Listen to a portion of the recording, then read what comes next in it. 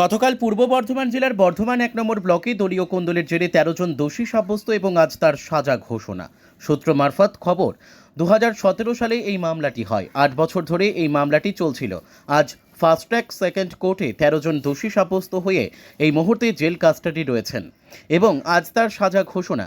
সূত্র অনুযায়ী দোষীদের মধ্যে রয়েছেন বর্ধমান উন্নয়ন পর্ষদের চেয়ারম্যান তথা বর্ধমান ১ নম্বর ব্লকের ব্লক সভাপতি কাকলি গুপ্ত, ব্লকের যুব সভাপতি তথা পূর্ত কর্মদক্ষ মানস ভট্টাচার্য, রায়ান ১ নম্বর অঞ্চলের প্রধান কার্তিক বাগ, শেখ জামাল সহ ১৩ ব্যক্তি।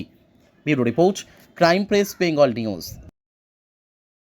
ঘটনা দেখতে পাওয়া গেল যে প্রত্যেক যারা নেতৃত্ব তাদেরকে কাস্টাডি করা হলো, কি বিষয়?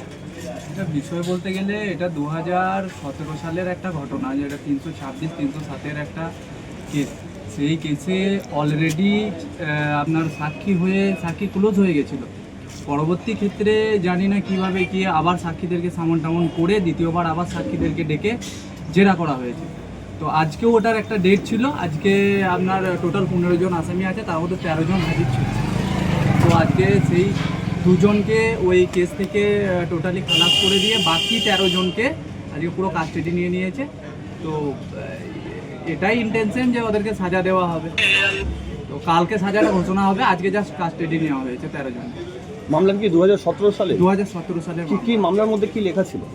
মামলা অত ডিটেলস ফুল বলতে পারছি না, কারণ আমি ওনার পক্ষের কোনো এরকম ছিলাম না। আজকে ঘোষণা হয়েছে না কাস্টাডি? আজকে জাস্ট কাস্টাডি হলো, সাজা দেবো বলে আজকে কাস্টাডি হলো, কালকে এটার সাজা ঘোষণা। আনুমানিক সাজা ঘোষণা হলে কতদিন সাজা হতে পারে? আনুমানিক ৭ বছর।